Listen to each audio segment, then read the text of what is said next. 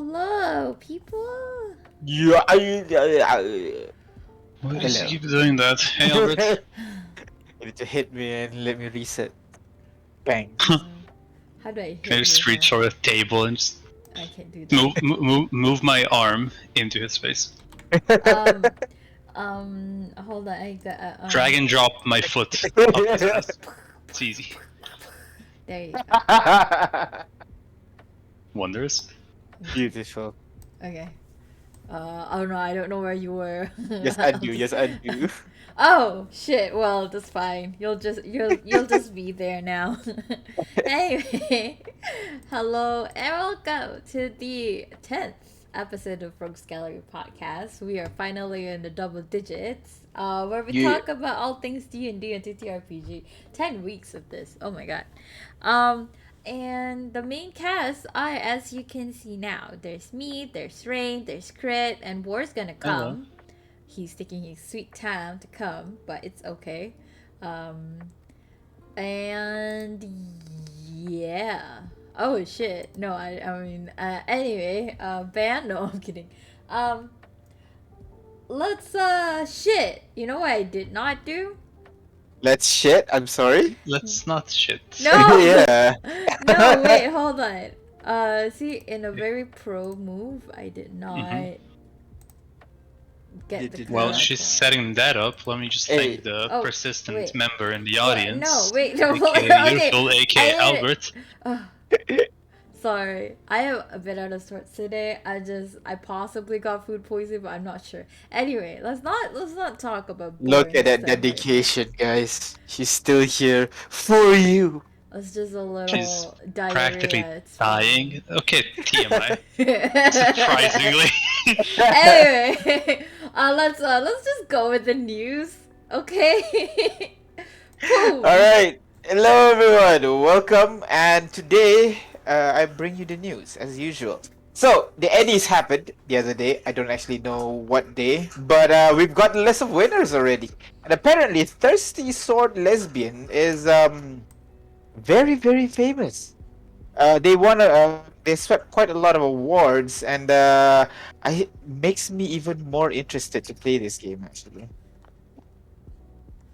Really? Can you elaborate on What? what that is? I mean, I think we honestly talked about don't this know. Yeah. Okay, we gotta Google a little bit about this. Thirsty Sword Lesbian main mechanics. We got the internet. We'll do it live. It's a good person to quote when it comes to media. Yes. Is it like Uh, everyone is a lesbian? That's it. I'm not quite sure. I think it's the main thing is that because they're modern games always want representations and all that. But apparently it's very similar to D&D. I saw the stats a little bit. The classes seem to affect their mechanic. There you go. Wait, Okay, hold on. there you go. I see this thing that makes me definitely want to play. Like a sword duel can end in kissing. A witch can gain power by helping others find love. And the entire campaign is built around wandering matchmakers. Oh my god, this is like my... Doesn't surprise me that you're into it. Yeah. So it's like I tried to do in D&D. So just so you know, the system is using the powered by the apocalypse system. If you know, I think that's one. This system is used in Savage Worlds, if I recall correctly, and carries through to it a high amount of polish as to why people love this game in the first place. With TSL, Thirsty Sword Lesbians, you get all the major features of your favorite PBTA almost decade. So it's more focused on small scenarios rather than the overarching kind of scenario. So like you know, just the general of the campaign. It's more specific into certain actions. So it says here, rather than many games having more general skill that act like bum keys when you try to fit the number of doors, PBTA games filter you through the door with specialized genre simulation. So yeah, it's meant to do it very specifically, meant to focus on a very specific mechanics, which is why I guess they swept quite a bit because they won Product of the Year definitely. But they also, let's see, they got product of the year, best game. Oh no, just that's it. Just product of the year and best game. Why does this article say Just that. Just best just product of the that? year. Yeah, just product of the year. No big deal, you know. But other notable ones, of course, fan favorite publisher goes to Darrington Quest because Critical Role, duh. Best supplement, Calls of Cthulhu. Apparently, they made a supplement called Cults of Cthulhu. So that's nice. Best setting, Tal'Dorei campaign setting. I wonder why the book is so good. Now I'm interested. I mean, obviously the setting is cool and all, but I'm sure there's more to it than just it's a cool fantasy setting. What else? Best art is the One Ring. This is the TTRPG for the Lord of the Ring setting, and that's about it. Oh, best online content. Gold goes to RPG.net, my one-stop site whenever I want to go for D&D builds. That's really what feeds to take. I really like that particular chat. So, yeah, I feel it's like good. we've seen this before. Did we not? Before we saw the nominations, and this was Oh, actually the winners. I see. Exactly.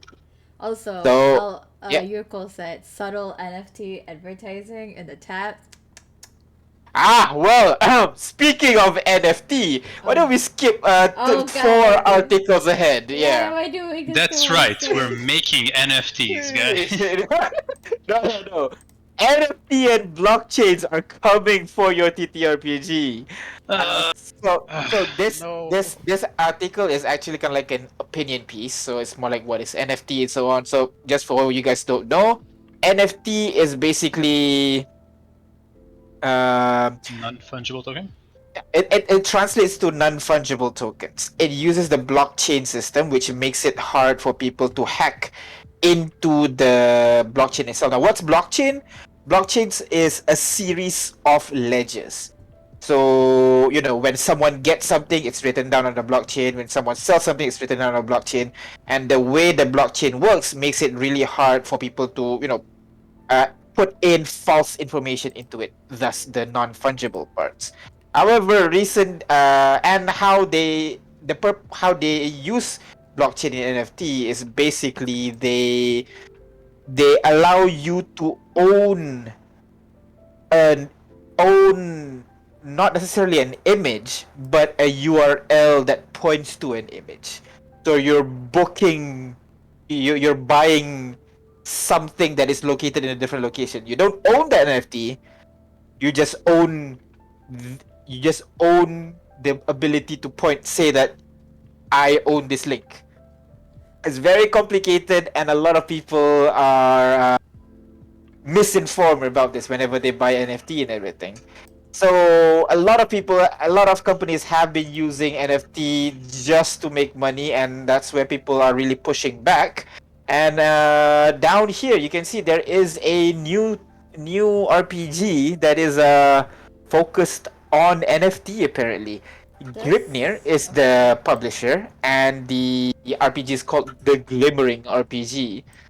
So, what does Gripnir want to do in tabletop RPG? First of all, they want to give you a chance to buy NFTs of your character. So it aims to brings your character into a project called the Glimmering, which is very little known at this time. So yeah, exactly. It's usually something like this.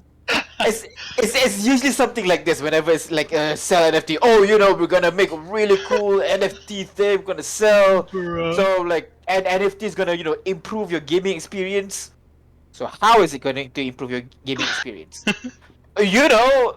Blockchain and stuff. We haven't figured it out, but when we do, it's gonna be really good. But buy our product before that as well. Trust me, it's not gonna fail. Exactly. We're going to the moon, It's bro. always like that. That's the main problem. And sometimes the will to want to make money sometimes override the artistic thing that is underneath, which kind of loses the I guess the artistic value to it, because people just go in there to make money, and in the case of RPG, kind of loses, the spirit of the RPGs, of the role playing thing. People are more focused on buying and selling characters now, apparently, instead. Question. Yeah. Sometimes?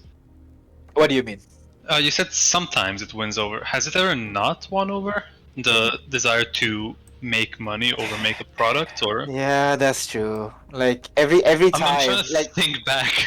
I'm trying to think back if there is any time. I guess like one example. I guess like the Steam Marketplace thingy. Like that's technically what the NFTs are trying to do. They have those, like for example, in Team Fortress, you can actually buy and sell your weapons in there, but it hasn't exactly overtaken the game. But trust me, it is a big part of that thing. So whenever this kind of system gets introduced, it's a big part, and it's a chance that it will overwhelm the original product itself. For like CS and TF2, maybe not, but for most others, yeah. I mean, didn't it notoriously ruin TF2 because people get on bots and farm items to sell? That is true. Kind of ruining the entire game for everybody ever. That is true. TF2 does have a very severe bot problem right now. So, If yeah. you want to be more prevalent, CS:GO skins are more, in the thing. Yeah, CS:GO, Yeah. CS:GO skins. I don't. I mean, CS:GO. Yeah, I don't hear as much issues with it, but I'm closer with the TF2 scene rather than the CS:GO scene, so I wouldn't. Same here. Yeah. But yeah, that is the TTRPG stuff. Let's go back to the second article, Aina. Okay. Alright, so RPG story of the year. So ICV2, this website kinda does an overall recurring thing where they rank most kinda like famous TTRPG every quarter. And this time around, obviously, Dungeons and Dragons is the first one. If you can scroll down a little bit, they have a table over there where Dungeons and Dragons first one, Pathfinder second, obviously, but the number 4 and number 5 is not something that I expect. G.I. Joe RPG and Power Rangers RPG. What the hell? Hey, mean- what? Don't you ever want it to be a Power Ranger? Like, come on. I mean, it's Since I true. was like 4, yeah. Yeah, but both coming from the same company, Renegade. Renegade Game Studios, that is Yeah, true. they make a lot of IP RPGs from Transformers as well, if I believe. That's fair, and this chart is the top RPGs reflect sales in spring 2022. So maybe because these games has recently released. Actually, let me check. G.I. Joe RPG release date. Let's see. March 29th, 2022. There you go. And Power Ranger, Oh, it came out just quick as well. October 2021. So not that recent, but I'm surprised that these two are really, best selling compared to, I don't know, maybe like Lord of the Ring. There's like the Star Wars FF. Starfinder. Call of Pathfinder's there. Cthulhu, Pathfinder's second. Not So Starfinder, I mean. Starfinder, yes, Call Starfinder. of Cthulhu. Shadowrun, Cyberpunk.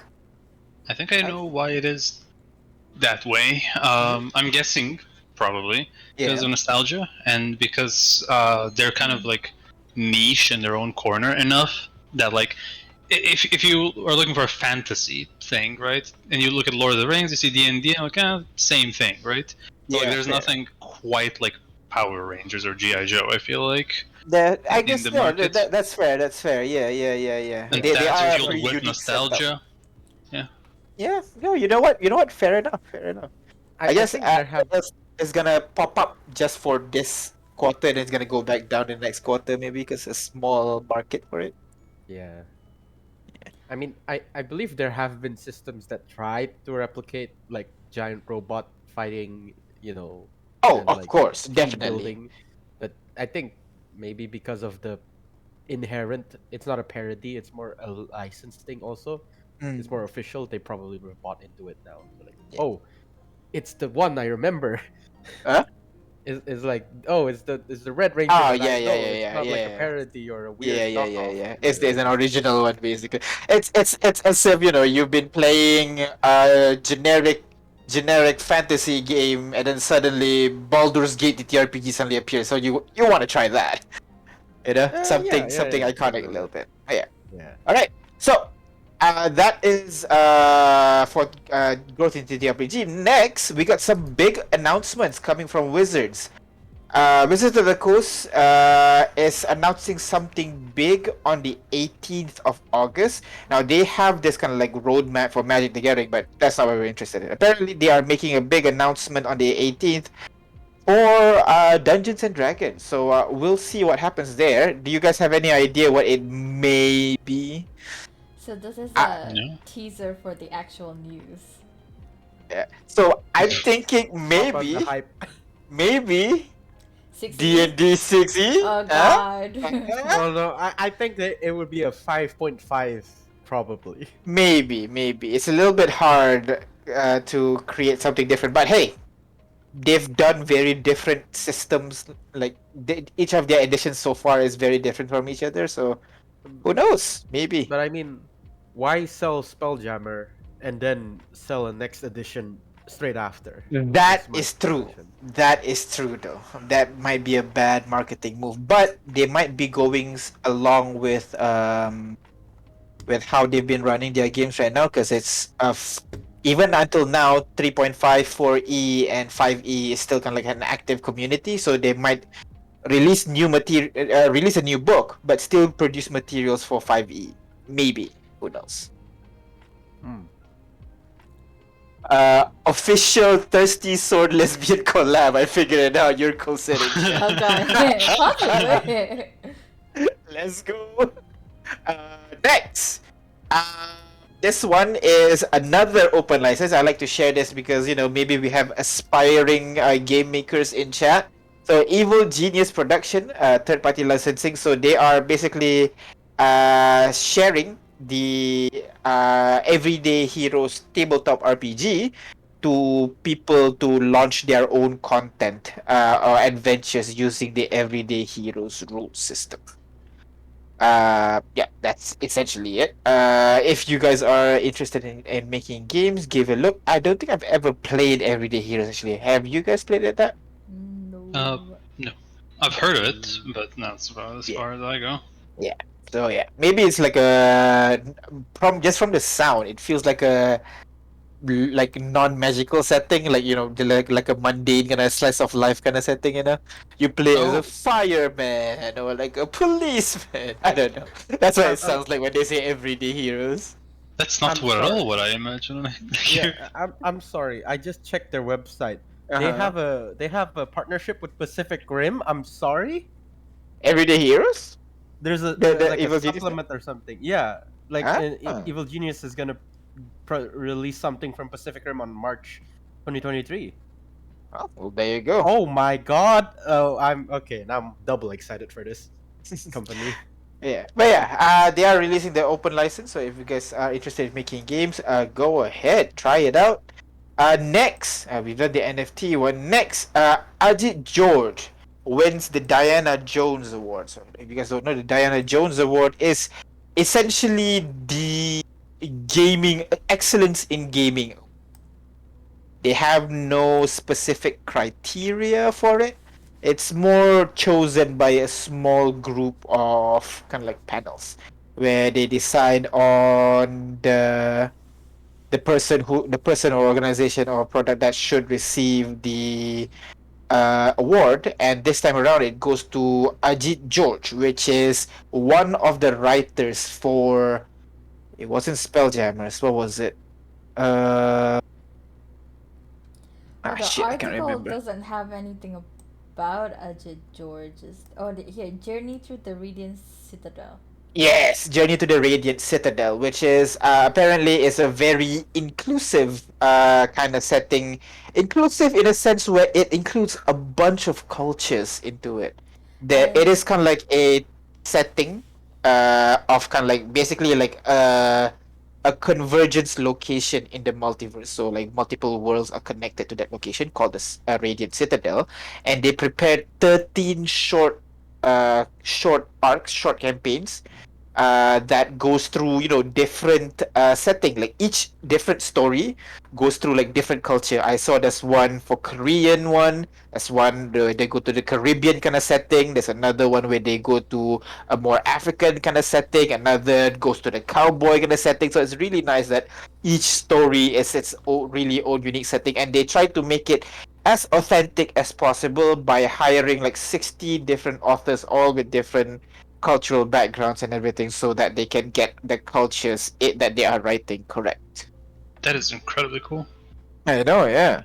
So they really put an effort into trying to their goal is to represent different cultures in the world as authentically as possible. So I think they did a pretty good job.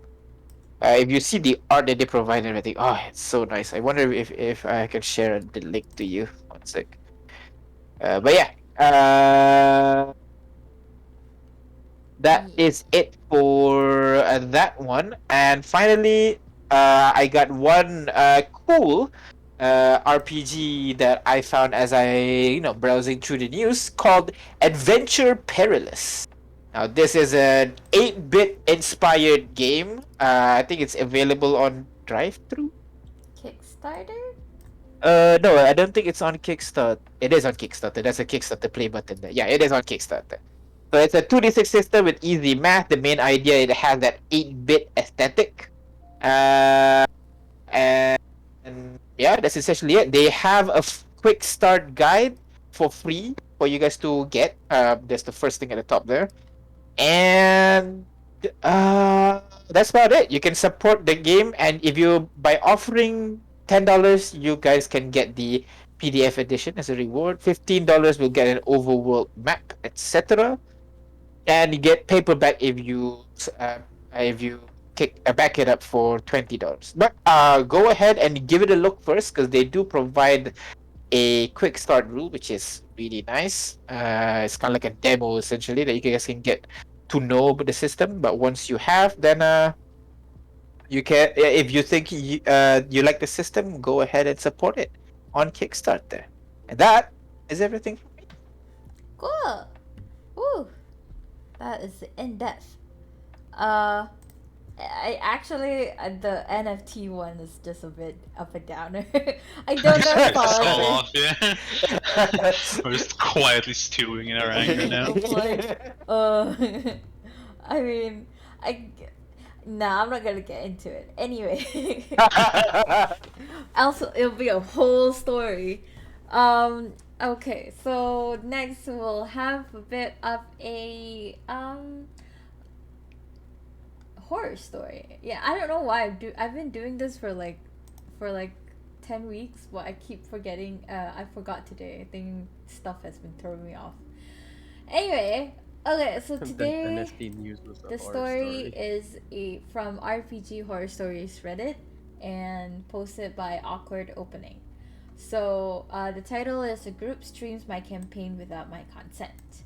So yeah, it's a short one.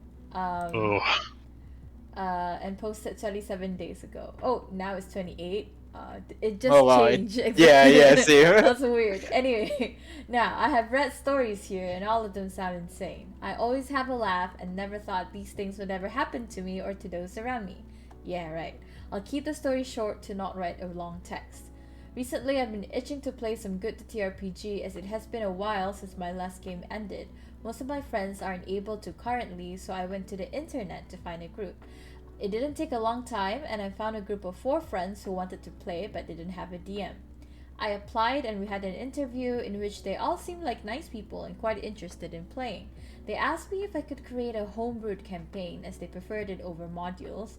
There was no problem there, and soon we had a campaign setting and started to play. We've been playing for roughly 6 months, and as per their requests, we used voice and video. They said it was easier to immerse themselves as they could see facial expressions. No worries on my part there, and we've been having fun. That is when a friend of mine sent me a text this Friday saying, "Hey, I did not know you stream D&D, it looks good."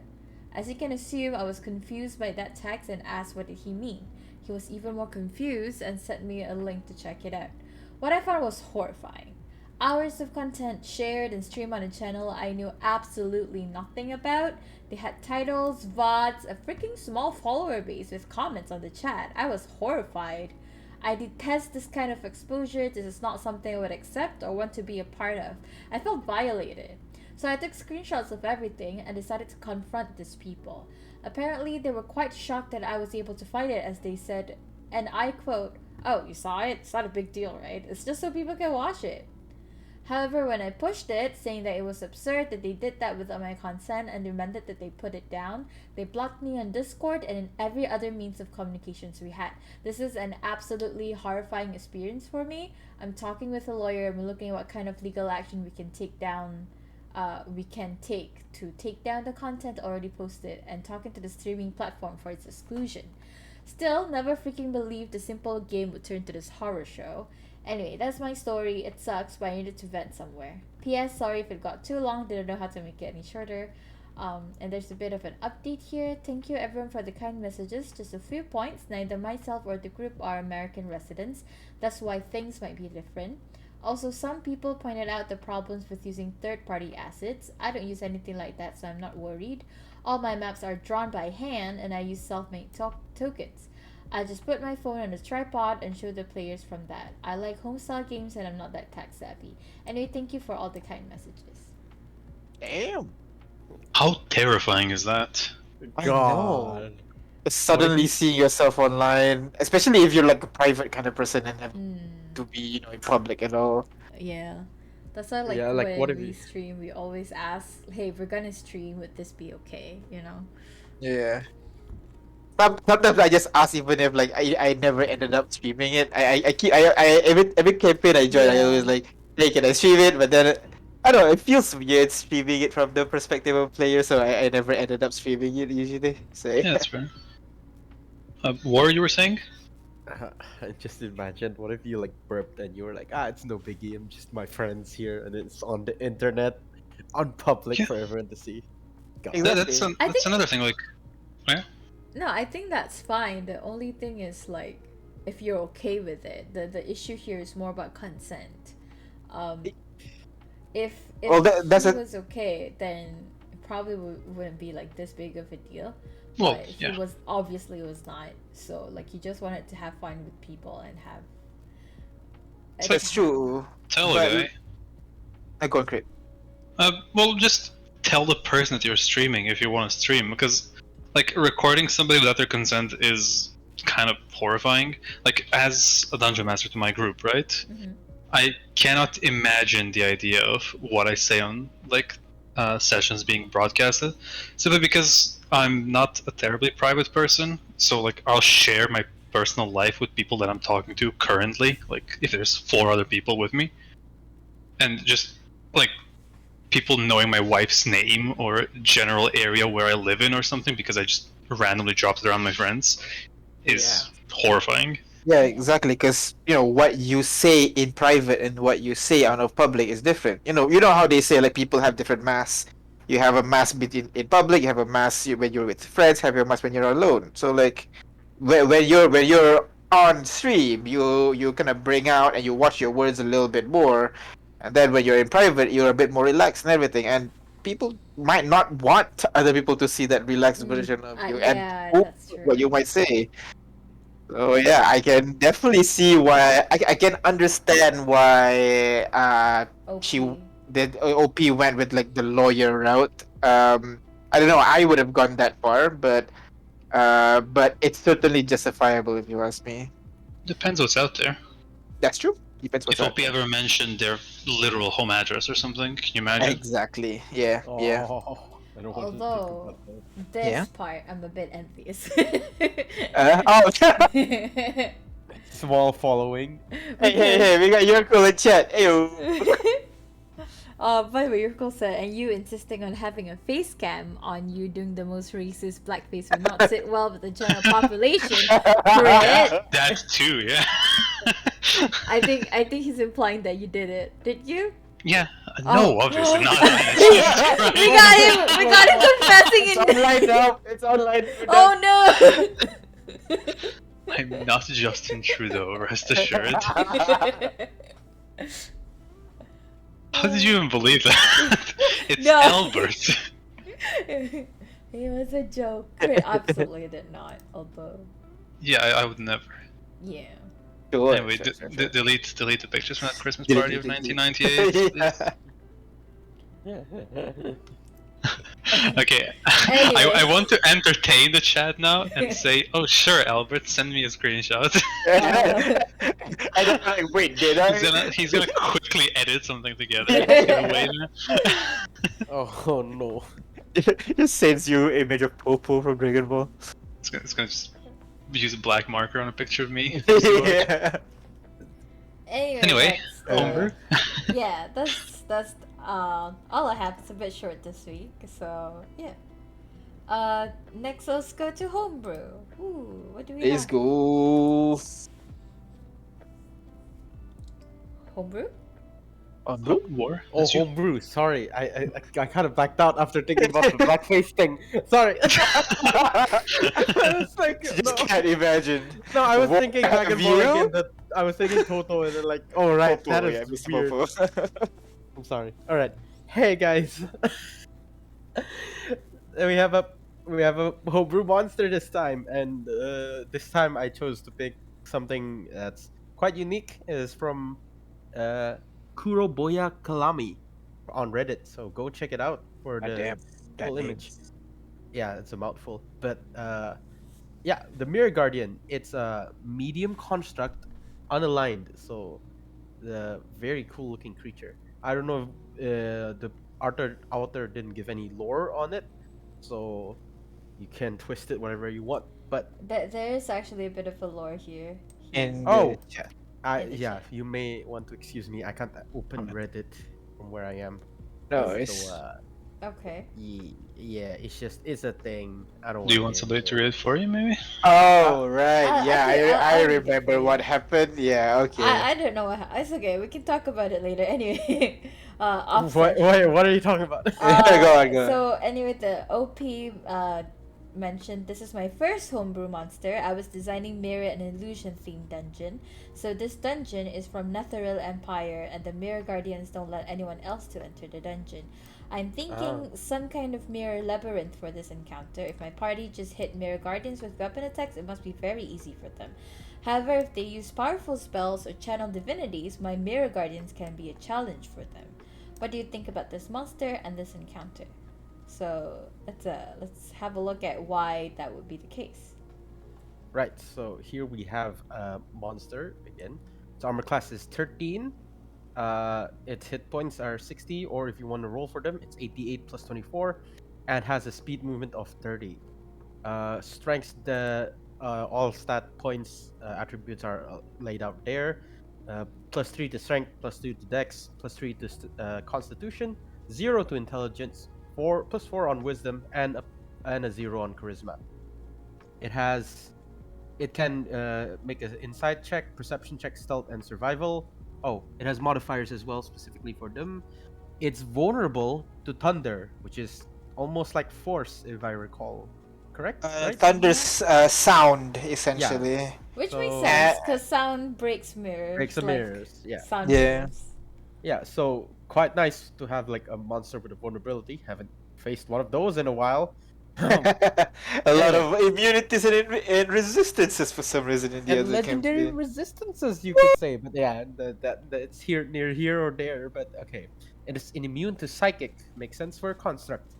Its condition immunities are immune to charmed, exhaustion, frightened, paralyzed, petrified, and poison.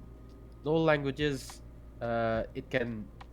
It has blind sight, which I do not know, and a passive perception of 18. What is blind sight, DM? Blindsight just means that they can see around them even though they can't see.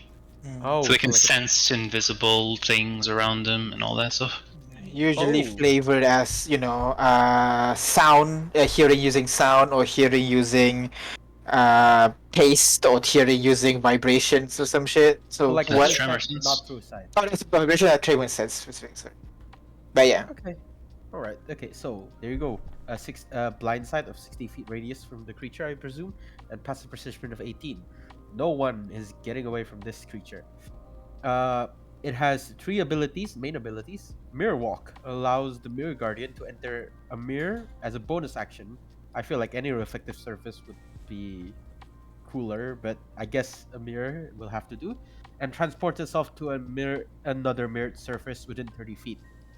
So I guess the easiest way is to break every known reflective object in the area. But yeah, that's It's a lot of bad luck. You don't want to do that. Exactly. Oh my Yeah. god, imagine if it's like Oh, a you're right. superstitious character and be like, oh no, we can't break a mirror. It'll spawn more. This might be a good like challenge fight if you want to have your players try to evade and not like brute force their way out of this. Maybe like a good level 3 adventuring party. You never know.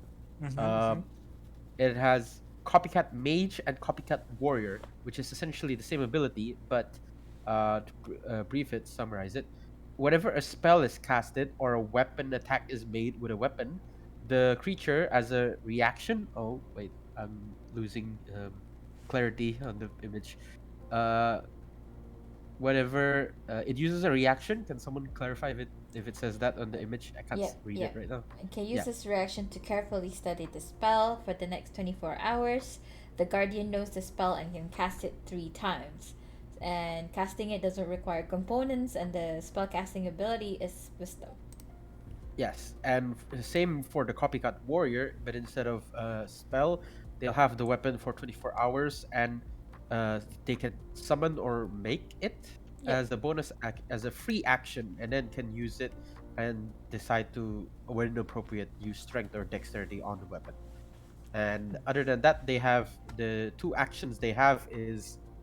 Sorry, a bit of hair is blocking. Let me read. Yeah, it has multi-attack. The Mirror Guardian makes 2 short sword attacks, or short sword, and the short sword from the multi-attack is right there. It's a +5 modifier, and it has a reach of 5 feet and where is that? And deals 2d8 plus 3 piercing damage. So yeah, a fearsome foe on your visage. Use them wherever you like. That's the day for Homebrew. That's Damn, actually okay. a good. I like the idea of like fighting. Yeah, this is really This. cool. Although I I am wondering like if there is a limit to what do you call how many times they can use the copycat ability. There is. It's well, 3 3 times. Can cast it 3 times, but then it can copycat a different spell. Then Yeah. can Yeah. it do cast it 3 times again? Yeah, but... Everybody gangsta till the fucking mirror casts wish 3 times. Oh god. But it's like it doesn't have anything of its own. It's just based on what you throw at it, which is cool. Which is perfect. Like Yeah. it's perfect for the mirror flavor of the character. Although I think one thing I'd like to improve is add immunity to poison, because that's usually for in terms of construct. It's there. It's immune to poison condition, but not immune to poison damage. I Yeah. assume that would be the case as well. I guess not. Usually it's stated, but yeah, there's a minor nitpick. Otherwise, I like the flavor. I really Yeah, like the although flavor. I don't know, I foresee this for a low level might be pretty hard, but like this would be really hard for like higher level because it can mimic any spell, right? Like Yeah. but it's also very easy to hit, and it doesn't have that much hit point, so I guess you gotta throw multiple of these things for it to be a real hard. Yeah. real- I mean, like this flavor's so good, I might actually use it in one of the campaigns. Oh no! Oh no! Everyone fear mirrors at this very point. That's what I was. Question is, if it were to copy something like wish, would it copy the wish itself, or would it have free will over that? What if it copied a wish to shit yourself? Technically, it studies the spell. So if you ask Yeah. me, it would learn wish and can cast it 3 times. But there is a restriction in the wish which says, after casting wish, you have to roll a 1d100, and like below 33, you that can is never true. cast wish again. Yeah. So Yeah, that's a but thing as well. also the creature has an intelligence and modifier of 0. Uh-huh. So I don't think it's sentient enough to utter or like convey. Well, it's They may know how 10. to. What? Yeah, I mean, it's Yeah, 10. they 10 may- is like an average person, my Yeah. man. Yeah, average person, dude. I think It's not they the may common like way. wish to attack, but I don't know. I mean, yeah, I wish for him to die. That's more accurate. You're right. And like a brilliant mage could abuse this. Imagine making like several of these, right? Uh-huh. And cast one spell in front of one, and then have them mimic the spell, and then Yeah. others will mimic that one in a circle, Oh. right? Wait, is it So- immune to sleep? Is it immune to sleep? It's not Charmed, usually. unconscious. Usually sleep, right? Oh, charm. I guess so. But Yeah. but sleep is like No. charm spell. Well, right? Not immune to sleep. No. Sleep is a separate condition. I think. No, sleep is just unconscious.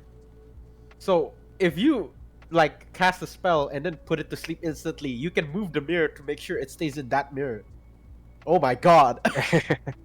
You can You have gotta- sentries you gotta with beat fireball. 60. I just Yeah, realized. I'm guessing that you make these for yourself, and then you have them as your guardians. So Yeah.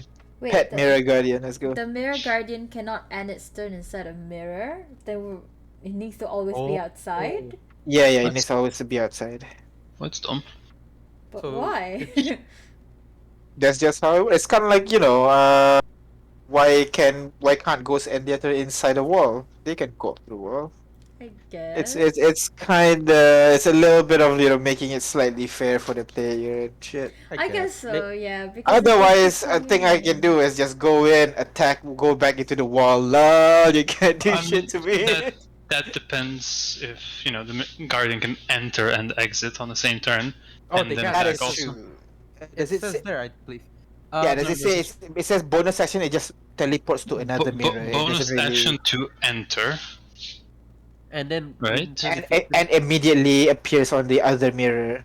yeah, it doesn't go in like a separate mini dimension. It Yeah, it just acts walks like a through. portal. Yeah, it's more like a teleport rather than Yeah, rather like than a misty step kind of thing. Yeah. Yes, where yes, you Put yes. one see- put one leg. oh, through, the other like leg a through. shadow, the shadow monk basically, but instead of shadow, it's mirrors. Oh yeah! Oh, I forgot how cool shadow monks are. Oh my god, mirror monk, let's go!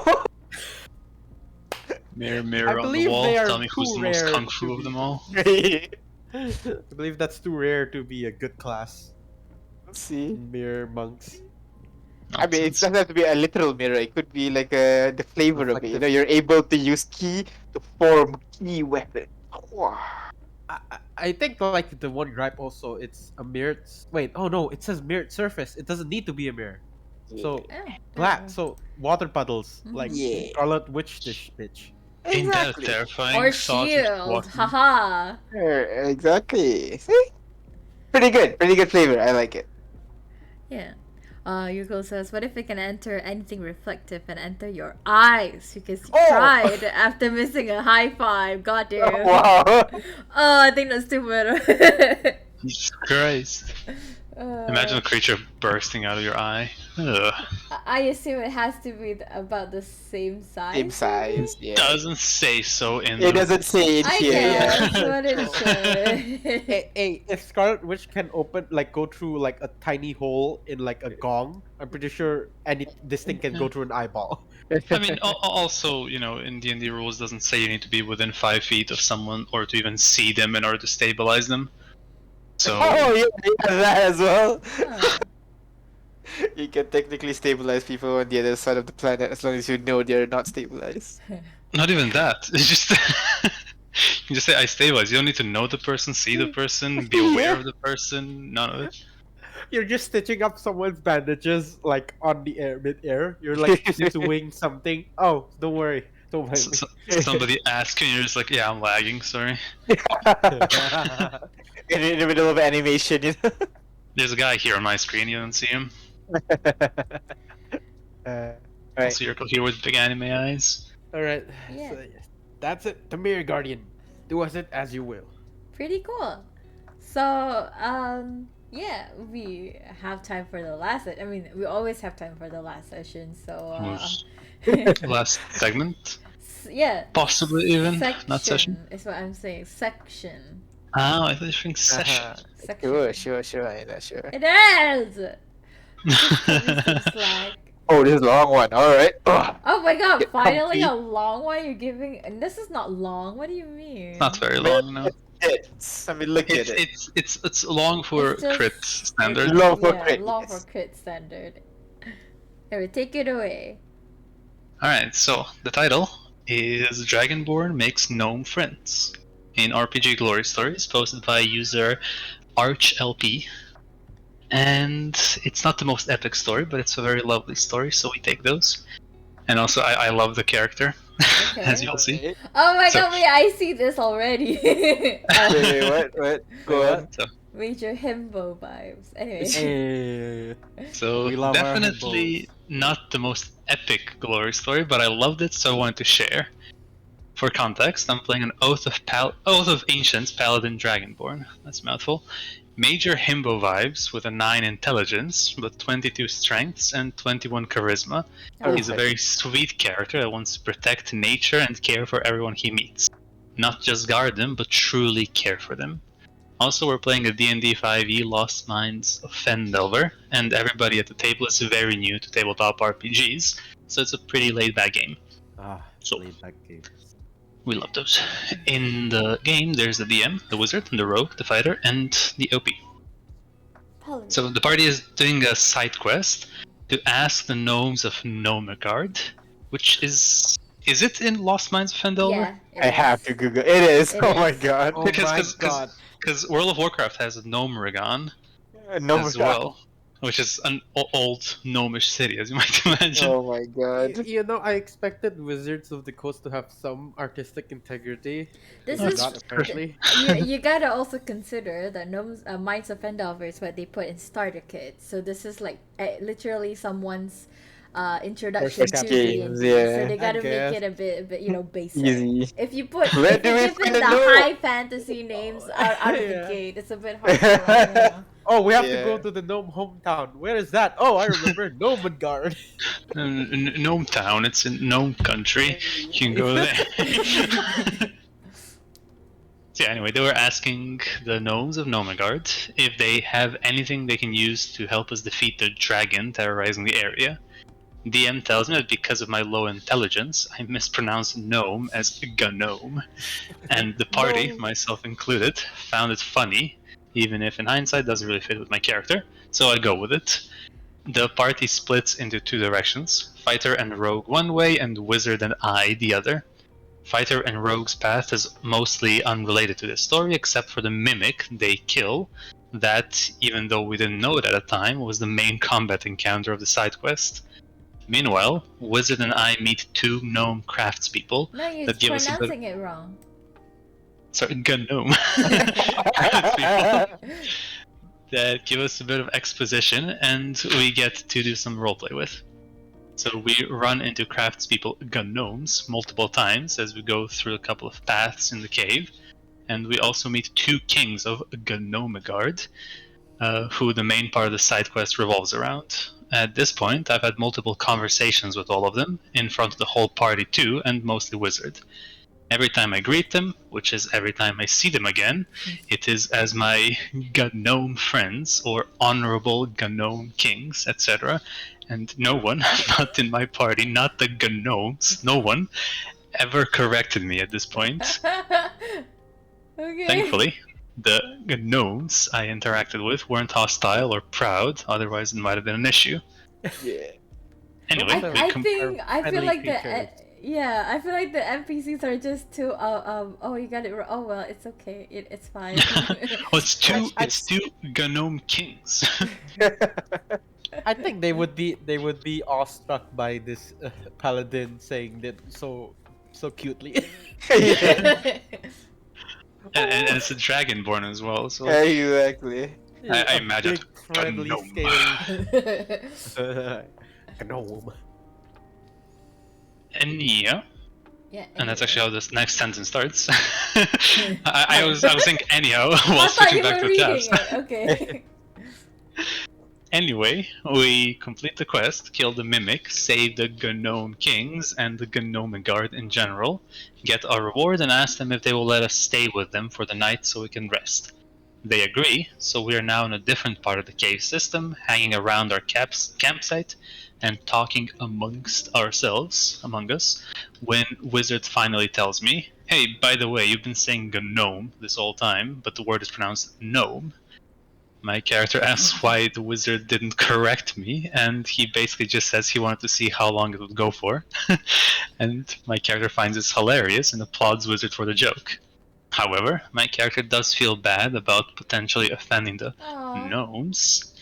So Okay. I go back and offer each of them individually a very sincere apology, giving each of them a flower for my armor as a token of friendship. This is the Aww. himbo we love. The two gnome craftspeople who I've been bonding, who I've had a bonding moment with earlier, because I asked them for their names and took an interest in them when no one else ever does, use their abilities to preserve the flowers forever, and place them on their respective workbenches, so to always remember me. And I'm not kidding, I teared up a little bit. Aw. This was such a sweet moment. I wasn't expecting that came from a silly gag. I'll always remember Fibble, Stib, and Dabbledob now. Is that actually the name I of the have book? no idea for this one, to be I would honest. hope so. But Fibble, actually, Stib, and some of it Dabbledob. actually Fibble, uses Stib, like and very, Dabbledob. very common names like this, you know. So Yeah. I will put it past them. That They are. They absolutely are. Yeah, that's They cute. tried to dream up an invention to cure King Korboz of his madness. Fibble Stib's proposal was Sanity Ray, while Dabbledob thought to build something called a straitjacket instead. Oh my god. Shit. Um, That's funny. that's Great. cute. Yeah, It's we a nice, love sweet himbo story. characters. Look at there's 0 comments. Let's upvote this. There you Upload go. it, upload it. I'm gonna upload it as well. There you go. Yo, Alright. come on, War go update as well, because we've all done it now. He can't go and see Reddit, remember? I know, I'm just I've being been fun. cut off from part of the internet. No. Aw. Okay.